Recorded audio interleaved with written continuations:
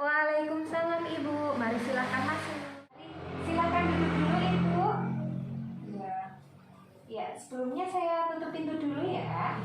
Perkenalkan, selamat siang Ibu, saya Bidan Amalia yang bertugas pada siang hari ini. Ada yang bisa saya bantu Ibu? Iya, saya mau menikah. Apa yang perlu disiapkan? Oh iya, sebelumnya saya data dulu ya dengan Ibu siapa? Ibu Evi. Ibu Evi. Umur berapa Ibu? 27. Oke, alamatnya mana? Mengenalimus. Baik, ada yang bisa saya bantu Ibu?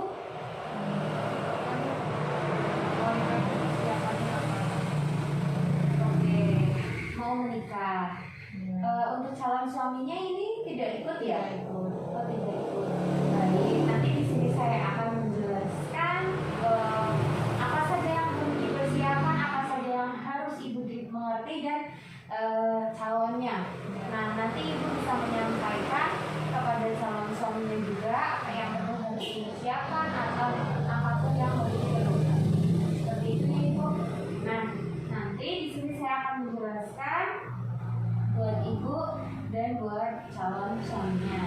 Ini harusnya ya. Nah, nanti di sini saya menggunakan laptop saja. Ini di sini banyak yang perlu Ibu lihat ya.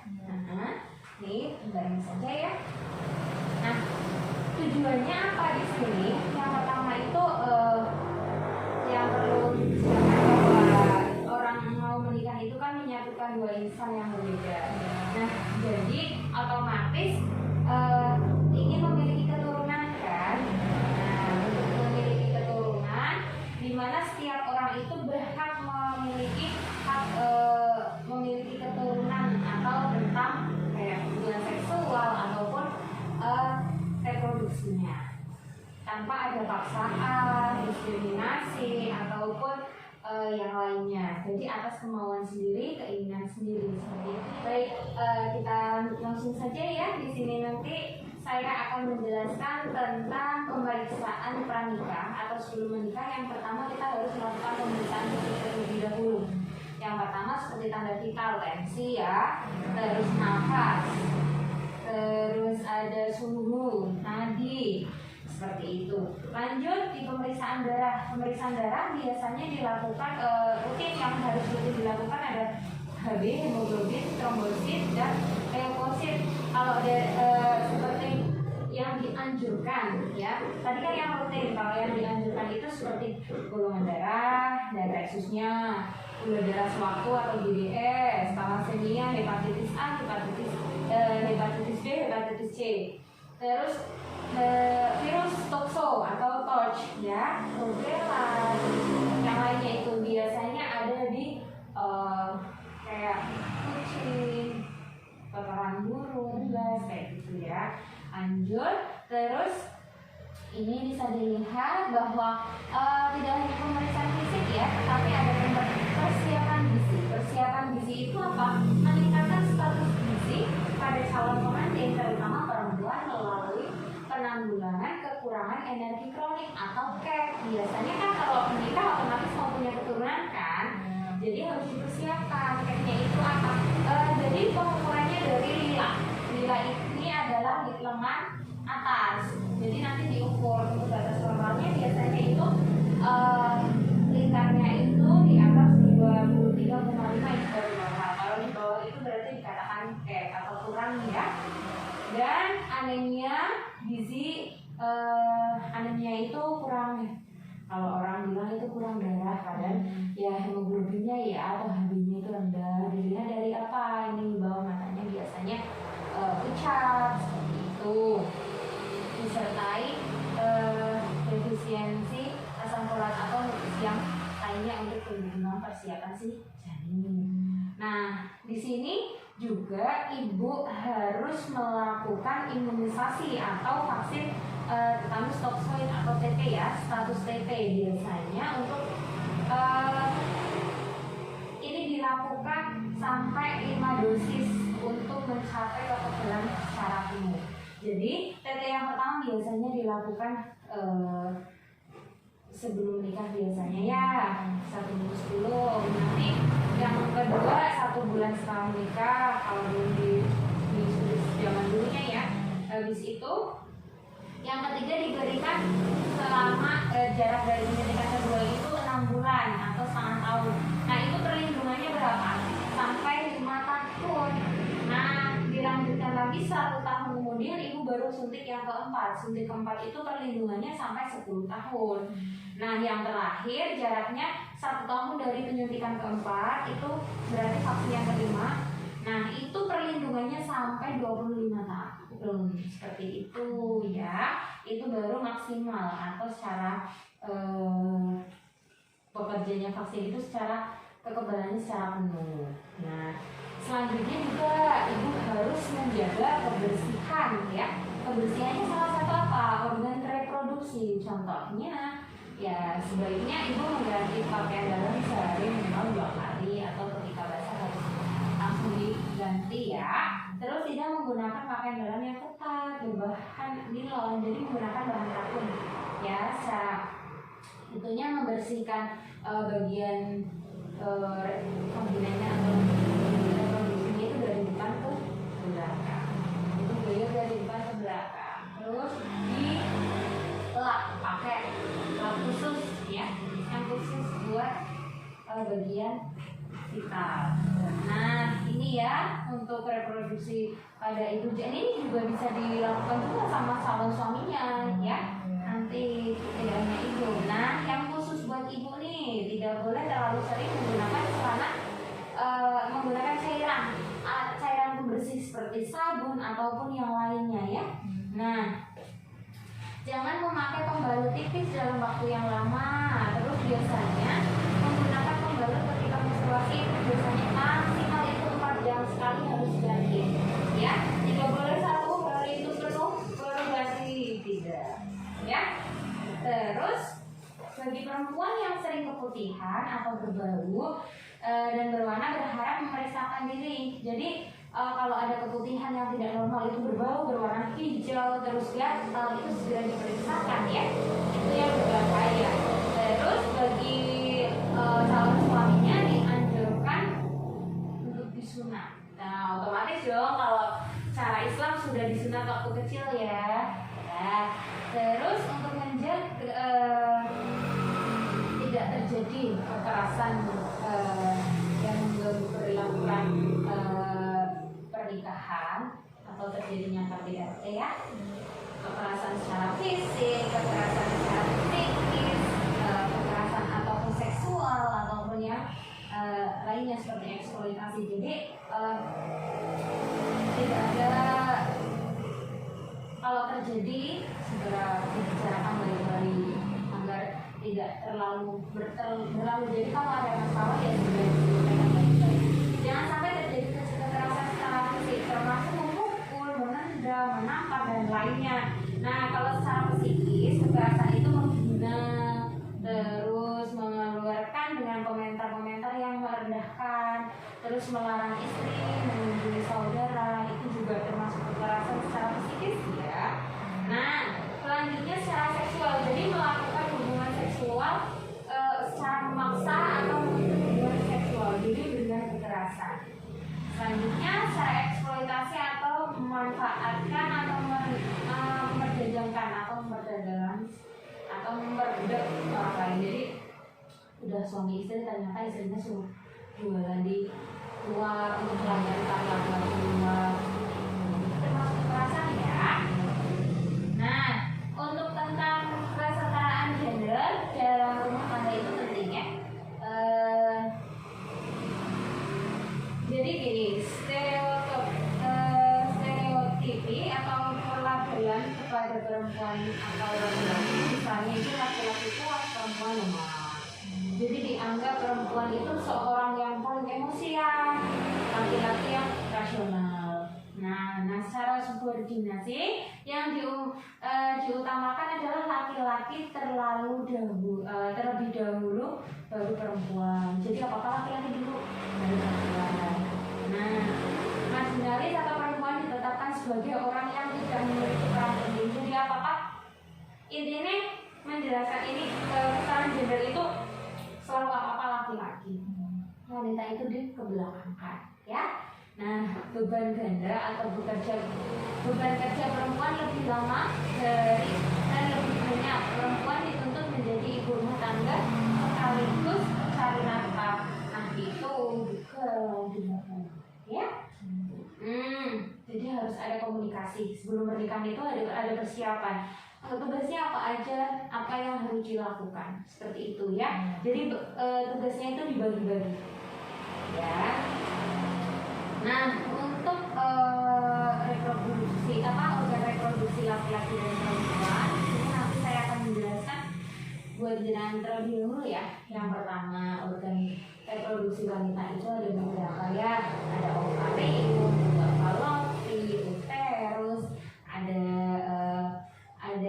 juga cervix, ada vagina, ada klitoris, ada labia. Nah, ini nama-nama dari organ reproduksi. Nah, intinya bagi organ ovarium itu adalah yang menghasilkan telur atau buah bibit janin dari seorang wanita atau sel telur yang dihasilkan oleh indung telur yang dapat dibuai oleh sperma nanti sehingga terjadinya konsepsi atau pembuahan. Bila tidak dibuai, sel ini biasanya meluruh menjadi apa? Menstruasi. Terus ubah falopi itu cuma saluran ya, saluran di kanan dan kiri yang untuk dilalui oleh sel telur. Jadi cuma jalan kayak selang lah dari dia tumbuh atau muncul dari ovarium itu nanti melewati si ubah falopi atau salurannya sel telurnya itu. Nah, ini ada fimbre itu adalah saluran kiri dan kanan rahim yang berfungsi untuk dilalui sel telur. Kayak gitu. Ya, kanan kiri yang memiliki roket itu nanti sel telurnya melewati itu baru ke rahim, perjalanannya sampai rahimnya untuk tempat janin berkembangnya janin selama pembentukan ya. Jadi bentuk seperti buah pir dan beratnya normal biasanya antara 30 sampai 50 gram. Pada saat hamil biasanya ukurannya lebih besar ya. Lapisannya ada lapisan parametrium, terus lapisan kedua ada myometrium dan ada lapisan endometrium. Lapisan endometrium itu merupakan lapisan yang dalam tempat menempelnya si sel telur atau bibit janin ya, yang nantinya akan menjadi janin. Jadi di sini itu menempel di endometrium dalam rahim. Rahim itu berlapis-lapis ya, tadi ada parametrium, myometrium dan endometrium. Nah, selanjutnya setelah dari rahim turun nih ada cervix. Cervixnya itu atau leher rahim. Nah, bagian uterus itu atau rahimnya itu yang berbatasan dengan vagina itu namanya cervix. Pada saat misalnya tiba-tiba leher rahim akan membuka, jadi jalan yang dikatakan nanti ada pembukaan 1, 2, 3 itu ya cervixnya yang membuka atau menipis ya. Nah, namanya dilatasi cervix, membuka. Habis itu bagian luar baru ke permukaan. Ke permukaan itu ya bagian permukaan vagina yang biasa yang bisa kita lihat ya, yang kita bisa pegang seperti itu. Nah, ini merupakan sebuah saluran bentuk silinder dengan diameter 6,5 yang dilindungi dinding belakang 9 cm bersifat elastis. Nah, jadi ini si wanita ini biasanya sudah melahirkan pun kembali ke bentuk normal, benar-benar elastis kan, ibaratnya baru keluar kepala udah kembali lagi ke bentuk semula. Hebat sekali, luar biasa ini, subhanallah sekali ya. Selanjutnya ada klitoris. Klitoris itu yang ada di bagian tengah vagina yang bisa dirasakan itu, atau organ kecil yang paling peka terhadap rangsangan atau mengambil pembuluh darah yang dan saraf. Jadi itu yang biasanya dirangsang pada saat untuk hubungan seksual seperti itu. Dan di pinggir-pinggirnya vagina itu ada namanya labia. Biasanya di situ ada 2 ya, labia mayor, labia minor. minor. Labial minor itu yang besar, labial minor itu yang kecil. Seperti itu untuk organ reproduksi wanita. Lanjut nanti disampaikan kepada suaminya ya, juga penting ini loh. Nah, ini juga harus tahu. Di sini ada organ reproduksi laki-laki. Beberapa yang kita lihat dari luar lah ya. Ada testis atau buah zakar ya, di mana terdapat 2 telur ya, kayak telur lah ya, yang itu fungsinya apa? Memproduksi sel sperma. Di dalamnya itu terdapat setiap harinya itu membantu testosteron atau testis ini di dalamnya skrotumnya. Jadi ini dilapisi oleh skrotum yang membungkus itu tuh namanya skrotum. Ya, sperma merupakan sel yang berbentuk seperti berudu atau kecebong. Mereka hasilnya testis nanti keluarkan saat ejakulasi cairan mani dan bila bertemu sel sperma bertemu dengan ovarium akan terjadi pembuahan atau hamil. Ya, intinya itu testis itu yang menghasilkan sperma.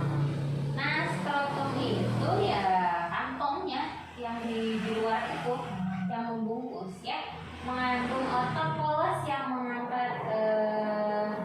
mengatur jarak testis ke dinding perut dengan mengatur suhu testis agar relatif tetap.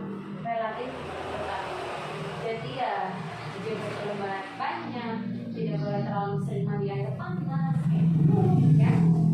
Nah, vasiferesnya laki-laki juga punya salurannya, adalah saluran vasiferes atau saluran sperma. Saluran ini menyalurkan sperma dari testis, dari yang bawah itu menuju uretra atau saluran kencing.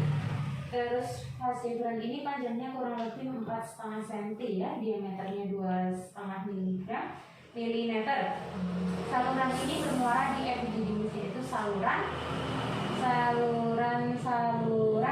yang lebih kecil dari vasiferes yang berbentuk membentuk bangunan seperti topi. Nah, terus ada prostat.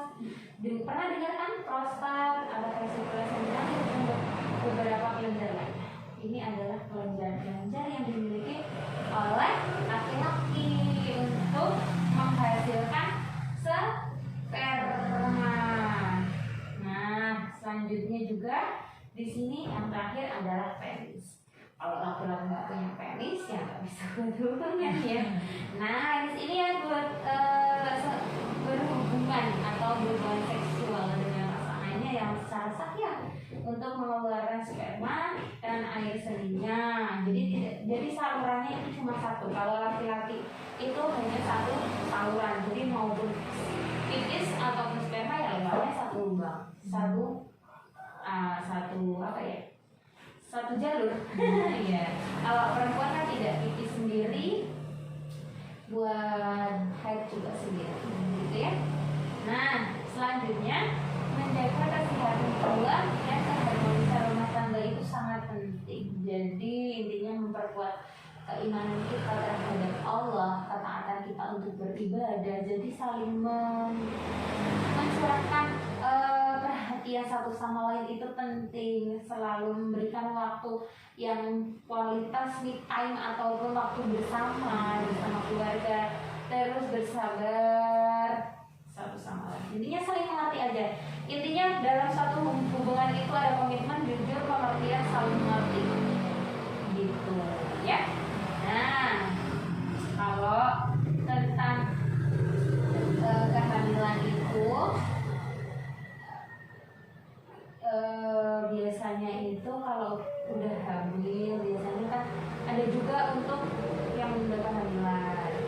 Biasanya dengan KB ya. Di sini ada metode KB-nya, ada jarak pendek, panjang, atau metode alami. Metode alami itu yang tanpa hormonal ataupun menggunakan alat ya. Nah, jangka pendeknya itu ada pil, suntik, kondom. Contohnya ya, kondom. Terus pilnya yaitu pil progestin atau kombinasi hormon itu. Terus metode jangka panjangnya ya ada alat kontrasepsi seperti kayu yang spiral dimasukkan ke dalam air, ya, atau susuk, namanya susuk kalau di sini namanya itu implan, ya, itu biasanya dilakukan selama 3 tahun, ya. Selanjutnya kalau sum alami itu ya pantang perkara seperti kalender, koitus terputus atau dikeluarkan di luar, terus mengecek masa subur, intinya hindari masa subur kayak gitu, atau menggunakan metode laktasi amenorrhea bagi yang sudah memiliki bayi. Jadi itu tidak KB atau KB-nya menggunakan fokus ke ASI, hanya memberikan ASI itu bisa memberi sampai 6 bulan. ASI eksklusif itu bisa menjadikan metode amenorrhea laktasi, ya. Nah, sudah tahu proses kehamilan ini seperti apa?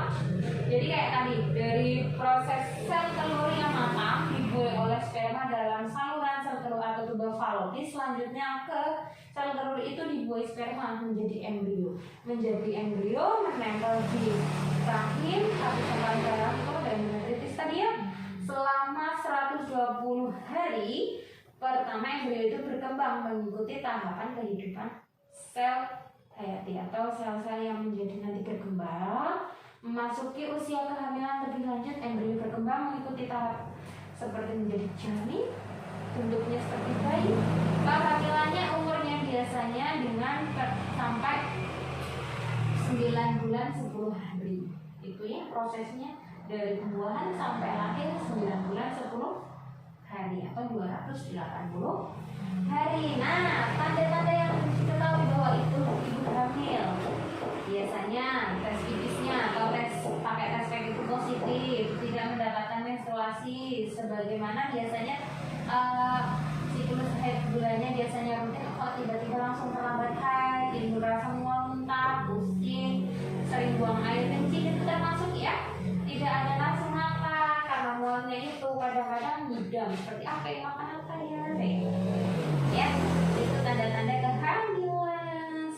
Terus yang perlu ibu ketahui juga, saat sudah hamil ibu harus menjaganya benar-benar ya, dari jangan kelelahan, istirahat yang cukup, berbaring selama 1 jam pada siang hari itu dianjurkan sama sekali ya, tidur cukup 9 sampai 10 jam. Terus jangan sering tidur terlentang, kalau tidur ya jadi miring lebih enak kayak gitu. Posisi hubungan seksual itu juga perlu diperhatikan. Dan kalau sudah mulai positif biasanya dianjurkan untuk mengurangi hubungan itu dari awal sampai 4 bulan lah. Jadi biar janinnya itu kokoh terlebih ya. Terus aktivitas sendiri jalannya ya tetap melakukan aktivitas biasa. Kalau mau olahraga ya jalan aktivitas biasa, jalan pagi 30 menit sampai 60 menit ya kayak gitu.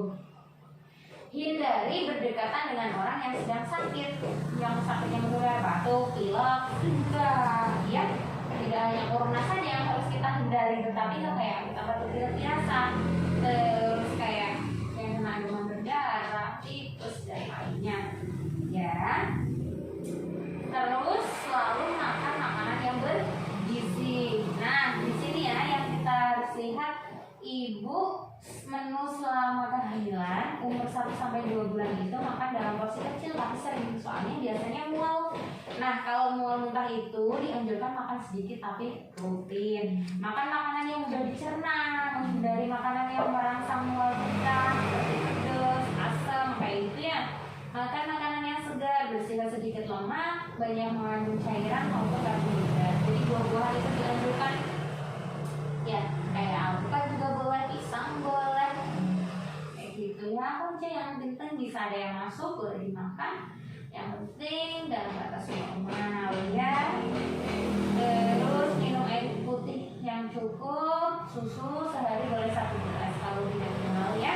Nah, untuk usia 4 bulan sampai 6 bulan, makanan ini biasanya ditambah kira-kira 1 piring per hari, yang biasanya 3 piring ya jadi 4 piring. Makan makanan yang mengandung seperti protein itu penting sekali untuk pertumbuhan janinnya, seperti ikan, telur, tempe, tahu, susu, ati ayam atau yang lainnya ya.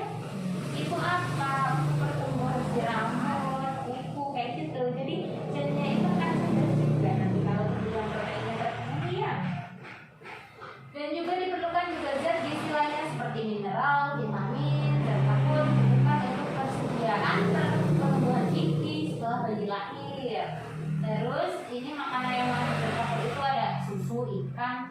contohnya kacang dan sayuran hijau. Jadi satu sayuran kadang sudah mengandung banyak vitamin atau mineral ya.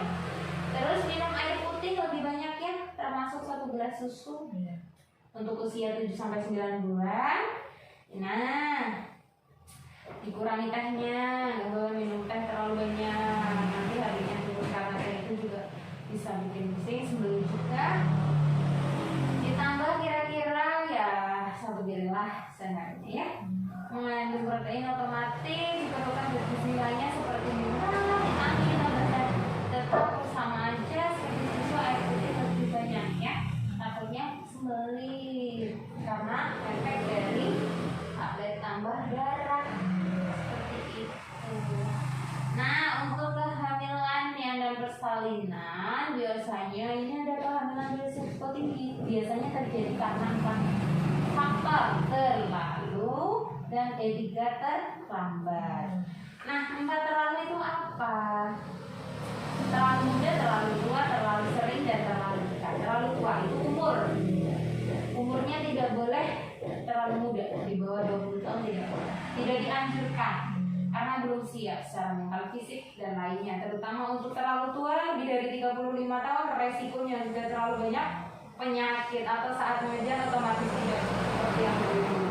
Terlalu sering hamil, sudah lebih dari 3 tahun, 3 kali.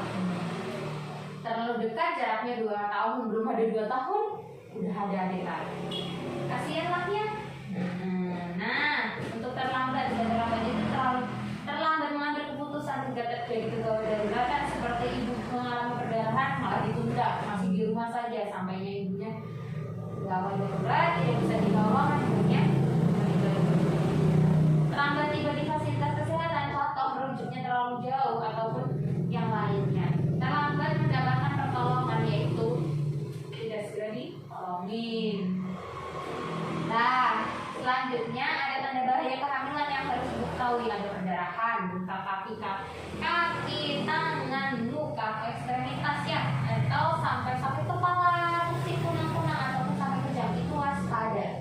Iya, atau kalau sampai kejang itu namanya namanya eklamsi. Tensinya otomatis tinggi, protein maupun positif, wah udah bengkak, itu namanya keracunan dalam kehamilan. Terus demam, panas tinggi lebih dari 2 hari, keluar cairan ketuban sebelum waktunya, persalinan itu juga bahaya ya. Muntah terus menerus dan tidak bisa makan sama sekali sampai ibunya lemus, dehidrasi, itu segera ke tempat fasilitas kesehatan. Bayi di dalam kandungan tidak gerak, jadi bayi kan usianya biasanya 4 bulan sudah bisa dirasakan ya, atau 18 mingguan, 18 minggu biasanya bisa dirasakan.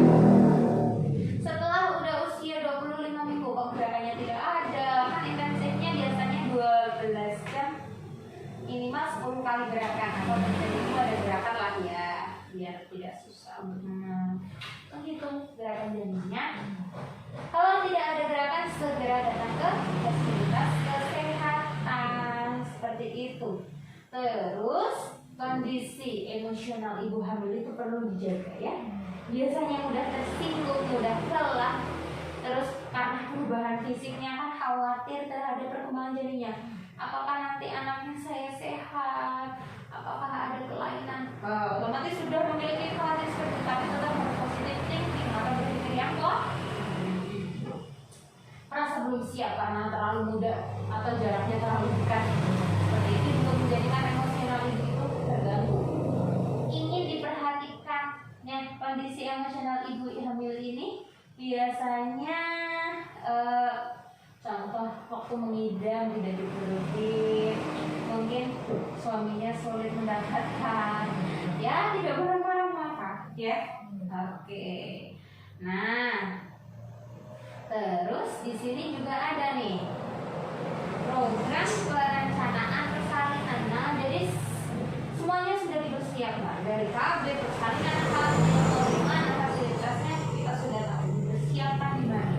Tujuannya apa dari PMK ini adalah terdapatnya sasaran ibu hamil dan terpasangnya stiker P4K itu atau stiker di dalam muka itu atau yang sudah hamil memiliki ya di depan rumah diketahui lokasi tempat tinggalnya ibu, identitasnya, fasilitas dan persalinannya bagaimana, dan adanya perencanaan persalinan termasuk pemakaian metode KB pasca melahirkan, yang ibu hamil, suami, keluarga, dan bidangnya. Terlaksananya pengambil keputusan yang cepat, tepat bila terjadi komplikasi, ya, biar tidak terlambat.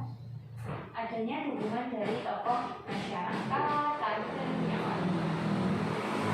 Nah, sudah hamil, terus persiapan persalinan sudah tahu.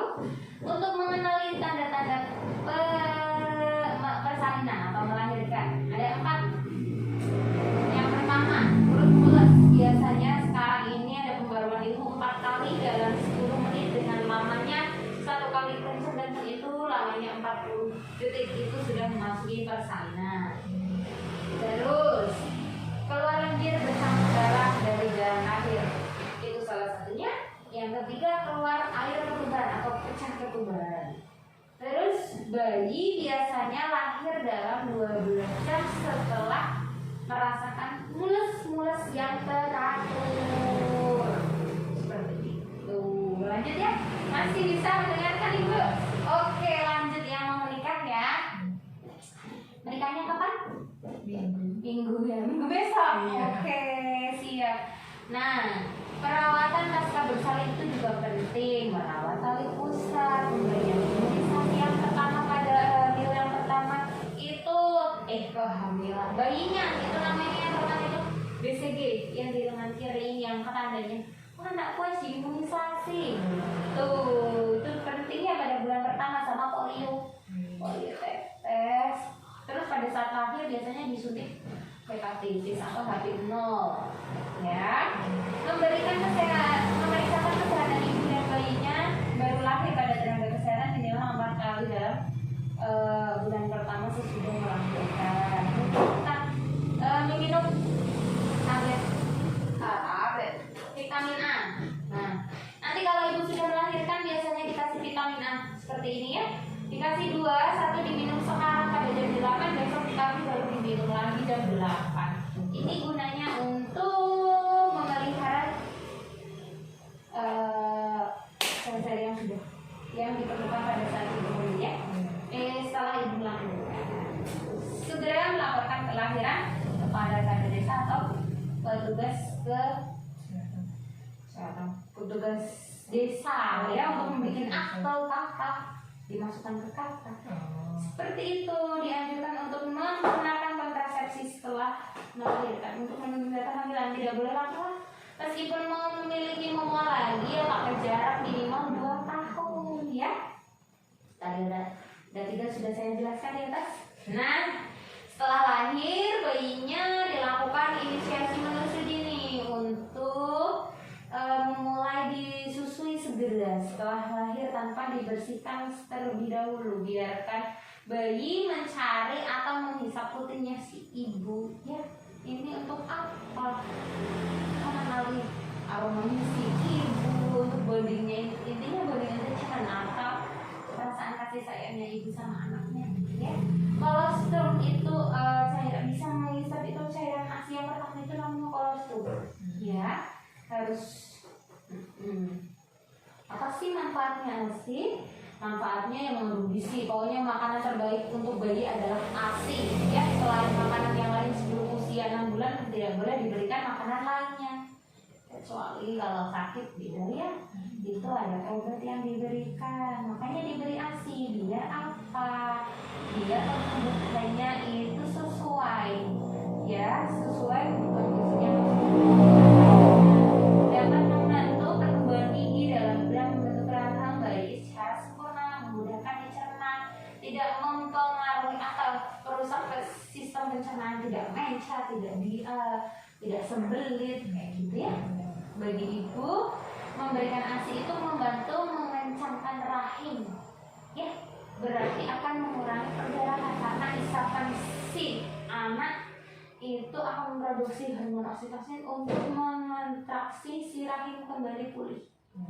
ASI eksklusif dapat mencegah kehamilan atau laktasi metode laktasi yang benar. Jadi memberikan ASI sampai 6 bulan. Nah, di sini juga ada tentang IMS atau penyakit menular seksual seperti gonore, sifilis, herpes, dan konjungtivitis chlamydiolis pada bayi lahir. Nah, yang pertama saya akan menjelaskan gonore itu apa. Kencing nanah biasanya ini pada laki-laki itu tubuh organ tubuhnya putih kekuningan kuningan seperti itu ya, nanah ya, intinya keluar nanah. Terus pada perempuan itu biasanya sering terjadi gejala seperti tubuh putih kuning, terutama di daerah mulut pada vagina. Ya, pencegahannya tidak gonta-ganti pasangan, setia, menjaga kebersihan seperti itu biar tidak terjadi penyakit-penyakit. Sifilis atau raja singa ini adalah luka atau koring, jumlahnya biasanya 1 bulat atau lonjong dasar bersih dengan peragaan kenyal sampai keras, tidak adanya rasa nyeri, penekanan. Kelenjar bedah bening lipatan paha bagian dalam membesar ya. Pencegahannya ya tidak berhubungan intim, tidak pada pasangan menggunakan kondom, yang bukan menggunakan kondom. Herpes atau gatal ya pada genitalia itu pertama diawali dengan titik-titik luka erosi seperti sekarang itu, di atas dasarnya kemerahan, nyeri kayak bakar itu melepuh ya, biasanya pada paha atau yang lainnya. Herpes genitalia kambuhan ini biasanya timbul bila ada faktor stres pikiran, gangguan kelebihan, kelelahan dan lainnya. Tidak berhubungan intim terlebih dahulu, setia pada pasangan, menggunakan kondom dan hindari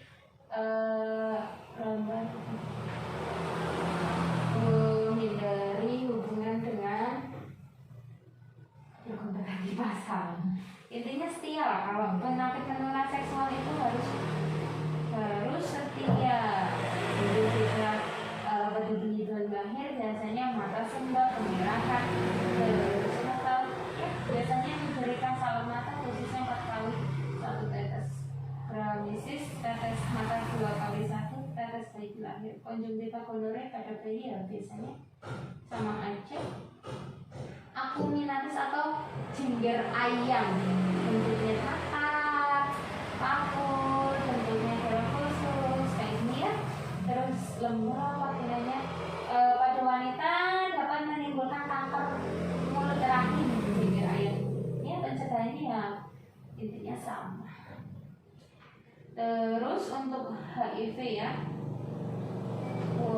HIV/AIDS ini hubungan seksual tidak aman pada saat hubungan seksual tanpa kondom. HIV dapat menularkan dari darah, organ yang terinfeksi, air mani atau sperma, cairan vagina yang mengalir, darah pasangannya salah satunya siapa. Intinya cairan vagina itu, cairan sperma salah satunya ada yang infeksi ya bisa menular ya. HIV itu menular melalui transfusi darah juga, atau melalui alat sedikit tindakan medis lainnya ya. Terus selain dari jarum suntik, para pengguna narkoba suntik bergantian. Jadi yang bertato-tato itu biasanya kan jarumnya tidak diganti ya, udah dia kena, kalau dicoba-coba memakai tato yang setelah itu dia juga bisa terinfeksi ya. Jadinya ya lebih aman, nggak usah main-main kayak gitu ya. Nah, kanker rahim ini biasanya ya pada rahim atau mulut rahim merupakan kanker pembunuh perempuan, pembunuh ya nomor 2 di dunia setelah kanker payudara. Biasanya ya ini karena penyakit keturunan, pola makan tidak sehat seperti itu ya.